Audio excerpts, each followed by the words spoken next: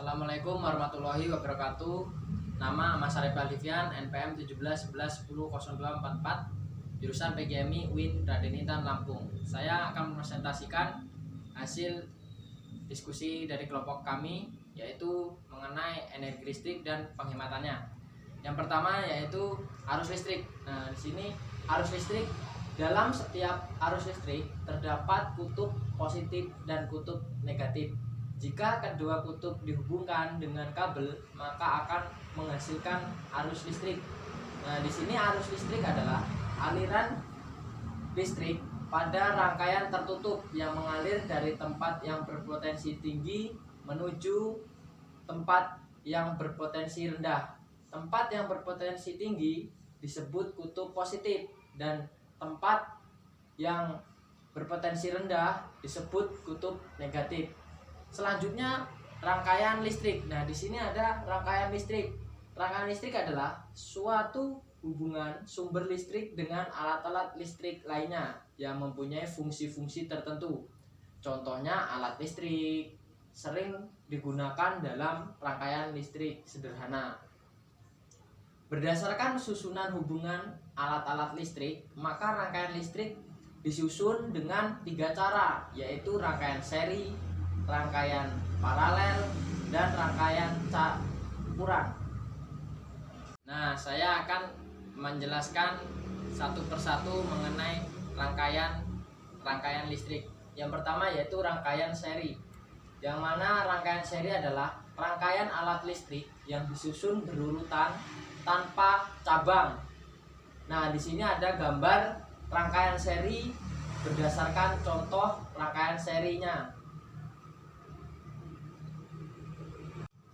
Selanjutnya saya akan menjelaskan mengenai ciri-ciri rangkaian seri. Yang pertama yaitu komponennya disusun secara berurutan dan berderet.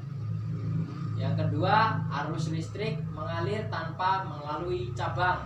Yang ketiga, arus listrik yang mengalir di berbagai titik dalam rangkaian besarnya sama. Yang keempat, jika salah satu alat listrik dilepas atau rusak, maka arus listrik akan putus. Nah, selanjutnya saya akan menjelaskan mengenai sifat-sifat rangkaian listrik. Yang pertama yaitu arus yang mengalir pada masing-masing beban adalah sama. Yang kedua yaitu tegangan sumber akan dibagi dengan jumlah tahanan seri. Jika besar, tahanan sama. Jumlah penurunan tegangan dalam rangkaian seri dari masing-masing tahanan seri adalah sama dengan tegangan total sumber tegangan.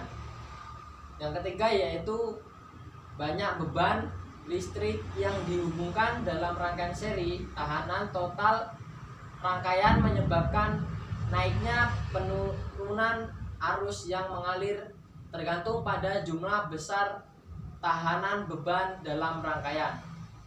Selanjutnya saya akan menjelaskan mengenai kelebihan dan kekurangan rangkaian seri. Kelebihannya yang pertama, kuat arus listrik yang mengalir pada setiap bagian besarnya sama. Yang kedua, cara pembuatannya mudah karena bentuknya sederhana. Yang ketiga yaitu rangkaian seri tidak membutuhkan terlalu banyak komponen karena pemasangannya secara sejajar. Yang ketiga yaitu rangkaian seri membutuhkan kabel yang lebih sedikit sehingga lebih mudah. Selanjutnya saya akan menjelaskan kekurangan. Kekurangannya yang pertama yaitu rangkaian seri jika salah satu alat listrik dilepas atau rusak, maka arus listrik akan terputus. Yang kedua yaitu rangkaian seri memerlukan daya listrik lebih banyak sehingga boros listrik, akibatnya baterai cepat habis atau listrik cepat habis. Yang ketiga, rangkaian seri yang digunakan pada lampu akan menghasilkan nyala lampu yang agak redup dan tidak stabil, maka banyak lampu makin redup. Nah, selanjutnya yaitu rangkaian paralel. Rangkaian paralel adalah rangkaian alat-alat listrik yang dihubungkan secara berjajar dengan satu atau beberapa cabang. alat listrik yang dapat dirangkai secara paralel adalah lampu dan baterainya. Nah, di sini ada contoh lampu lalu lintas di jalan raya merupakan contoh rangkaian listrik paralel. Nah, di sini ciri-ciri listrik paralel yaitu yang pertama memiliki percabangan, yang kedua hambatan total lebih kecil, yang ketiga tegangan listrik pada setiap komponen sama besar, yang keempat listrik yang mengalir pada setiap komponen besarnya tidak sama. Selanjutnya saya akan menjelaskan tentang kelebihan dan kekurangan listrik paralel. Yang pertama yaitu kelebihan hambatan lebih kecil sehingga nyala lampu lebih terang. Yang kedua, masing-masing komponen dapat bekerja secara bebas tanpa dipengaruhi komponen lain. Yang ketiga, rangkaian paralel bila salah satu lampu atau alat listrik dilepas atau rusak atau padam, maka lampu atau alat listrik yang lainnya tidak ikut mati, tetap nyala atau berfungsi. Selanjutnya kekurangannya. Yang pertama yaitu biaya lebih mahal karena memerlukan banyak kabel. Yang kedua, kurang efisien dalam mengantarkan arus listrik. Yang ketiga, rangkaian lebih rumit karena terdiri dari banyak percabangan. Nah, selanjutnya saya akan menjelaskan mengenai rangkaian campuran. Di sini rangkaian campuran adalah sebuah rangkaian perpaduan antara rangkaian seri dan rangkaian paralel.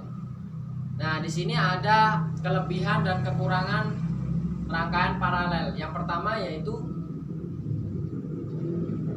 rangkaian listrik campuran memiliki beberapa kelebihan yang juga dipunyai oleh rangkaian seri dan rangkaian paralel.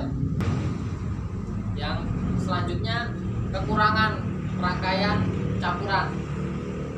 Rangkaian ini disusun dari rangkaian seri dan paralel. Tentu rangkaian campuran memerlukan kabel yang lebih banyak. Tentu saja biaya dan ongkos yang dibutuhkan untuk membangun sebuah rangkaian campuran.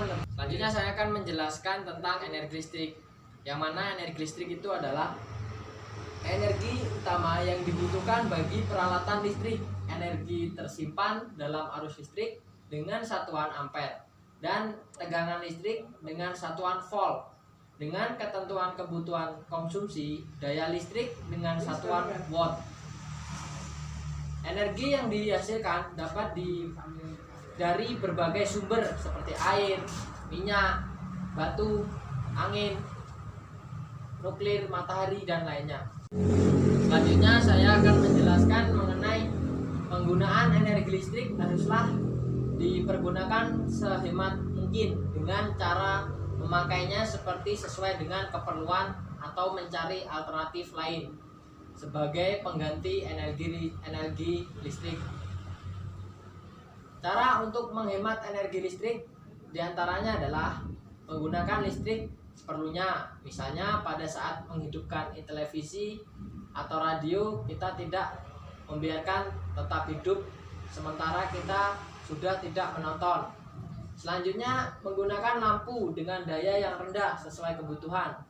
Yang ketiga, tidak terlalu sering menghidupkan dan mematikan alat listrik dengan daya tinggi, misalnya setrika. Selanjutnya yang keempat, tidak lupa mematikan lampu saat bangun tidur. Selanjutnya saya akan menjelaskan mengenai cara pembuatannya. Yang pertama yaitu siapkan semua alat-alatnya.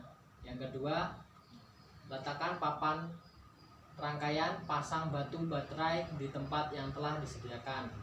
Yang ketiga yaitu setelah batu baterai terpasang, selanjutnya pasang kabel di tempat yang telah disediakan. Yang keempat, tidak semua kabel sudah terpasang.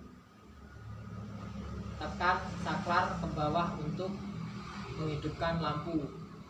Selanjutnya setelah saklar ditekan ke bawah, lampu akan hidup Ini dinamakan percobaan sederhana menghasilkan energi listrik melalui rangkaian seri.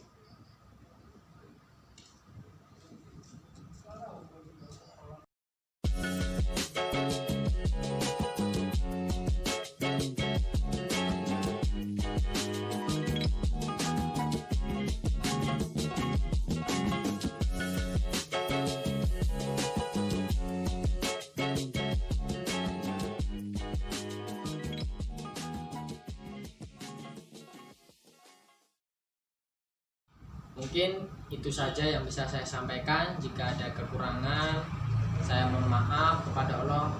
Saya mohon ampun. Wabillahi taufik wal hidayah. Wassalamualaikum warahmatullahi wabarakatuh.